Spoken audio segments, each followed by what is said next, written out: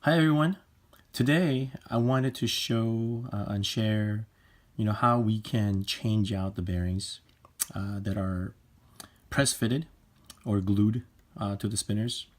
It's not like one of those interchangeable bearing system like the Neo Spin or Busy Minds, the adapter kit.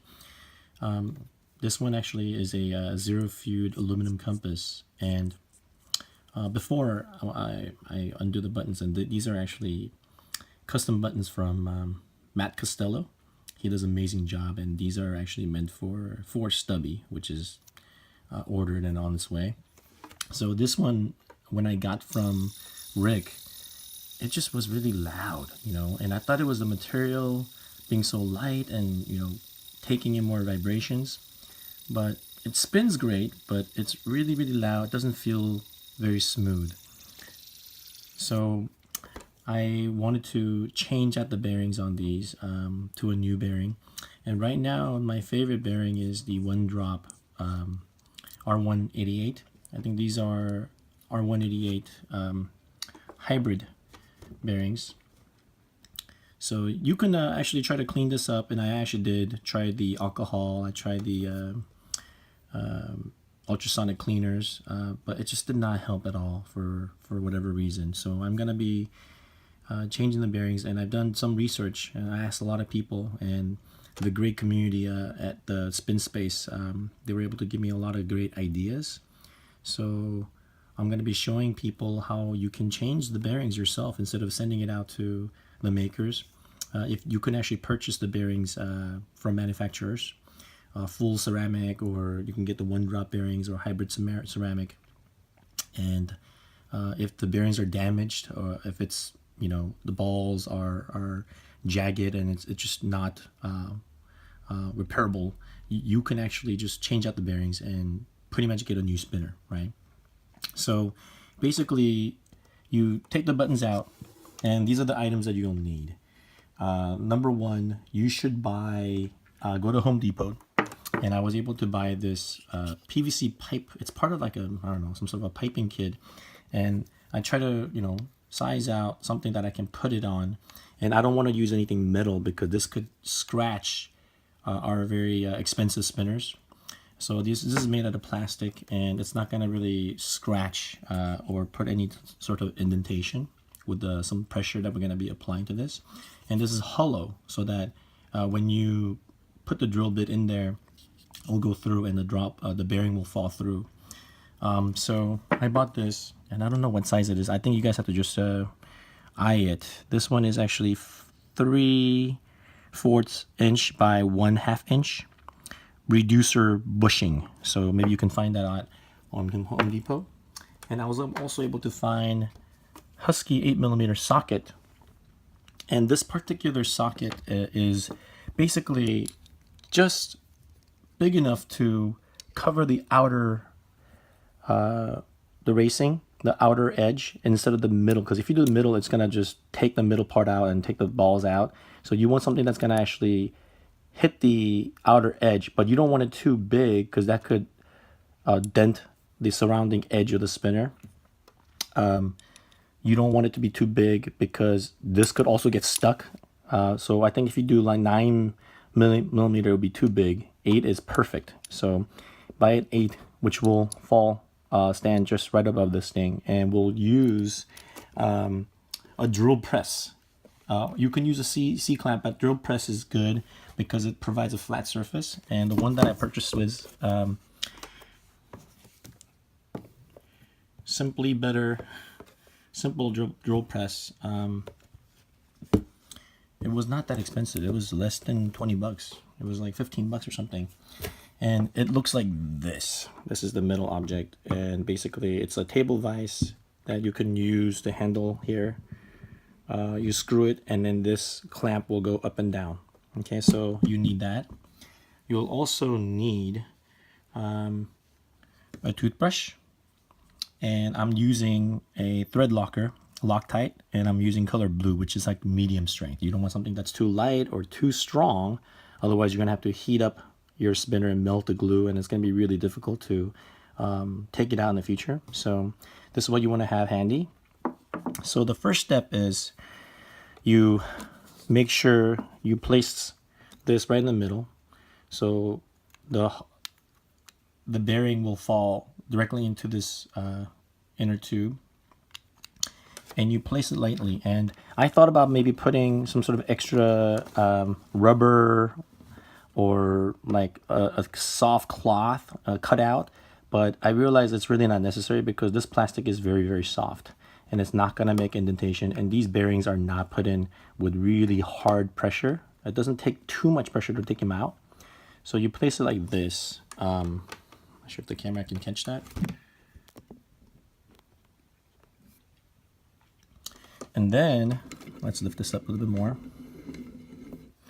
You simply put this socket right above the bearing, just like that. And you look at it from all angles to make sure it's right in the middle, right? Make sure that it's not catching the side, because if you do catch the side and you bring this vise down, it's going to damage your spinner. So make sure it is right on top of the bearing. And then simply, you would just take this and you would just screw this thing down. So I'm going to be screwing it down, and I'm going to be showing you what that's going to do. Okay, I'm going to gently screw it down, making sure it is hitting perfectly in the middle. And as this goes down gently, and do it slow, you don't need to be in a rush. And right now it's tight and it's starting to go through, and the bearing's gonna fall, and the socket wrench is gonna fall through the hole as well. You hear that? Now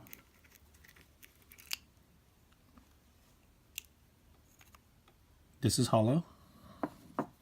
This is the socket wrench, and inside should be the old R188 bearing.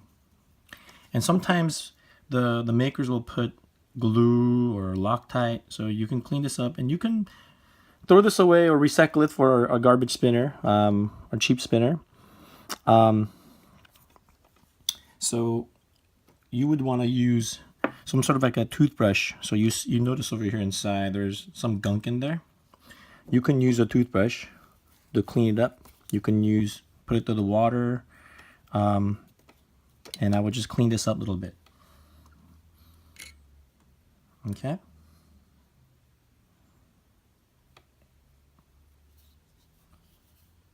I'm gonna be right back as I clean and come back. Okay, so now it's pretty clean inside.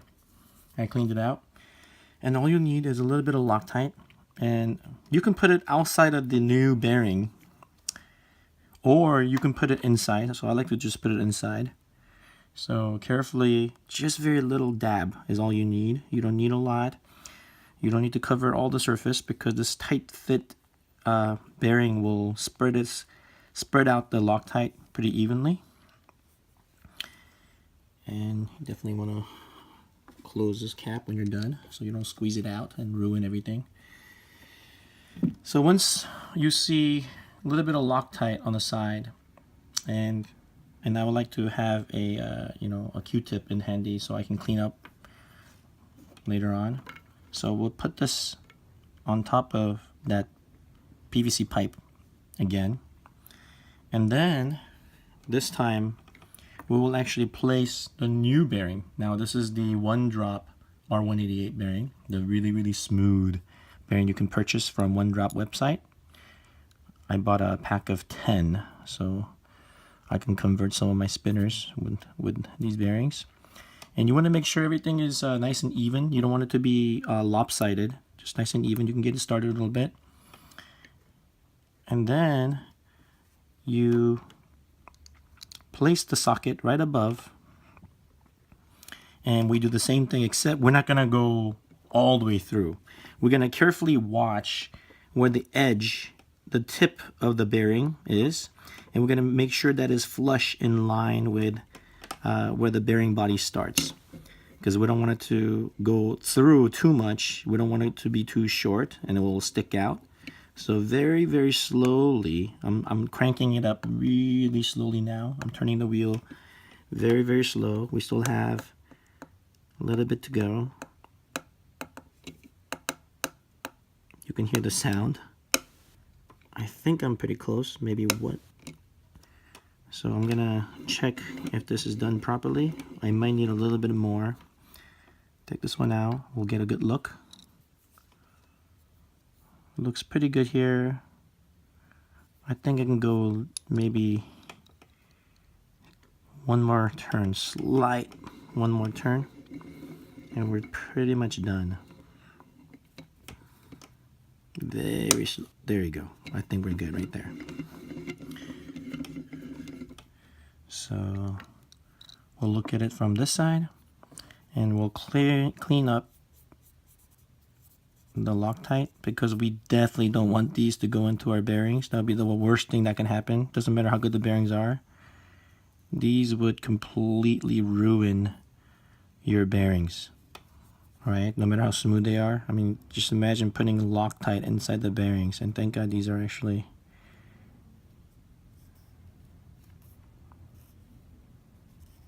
so it's just in the outer edge. I cleaned it all up, and I think it would be nice to have a microfiber cloth or something.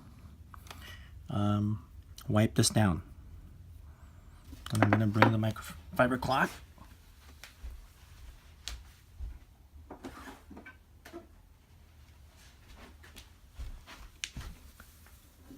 Here's the microfiber cloth. Just gonna make sure everything is protected. And you wanna leave these up alone for, I think, at least 30 minutes for the Loctite to just dry out to secure the bearings. So we'll wait for 30 minutes. I'll be right back. Okay, the magic of editing. It's been 30 minutes, okay? And the Loctite has dried out, I believe. And I think it's definitely safe to reinstall the buttons and see how it spins. So I'm gonna reinstall Matt Costello's amazing buttons, custom Star Wars buttons that he engraved. He actually hand engraved this, which is amazing. So I want to give a mad shout out to the amazing artistry, the artist in Matt Costello. Definitely check him out. So the buttons are installed, and let's see how she spins now, okay?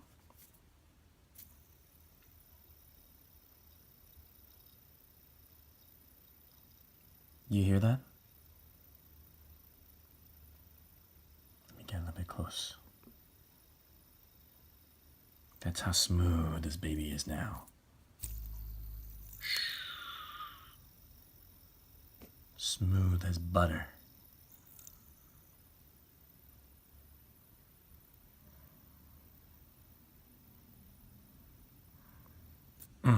I love this. This basically became my favorite spinner. Literally in a matter of minutes after I reinstall the new bearings. So that's how you do it. It's not that bad. It's not that daunting. So hopefully that helps for some of you guys, for some of you DYI types. If you guys want to replace the bearings, you can do it at home with the right tools and equipment. All right. Have fun spinning, guys. Check you later.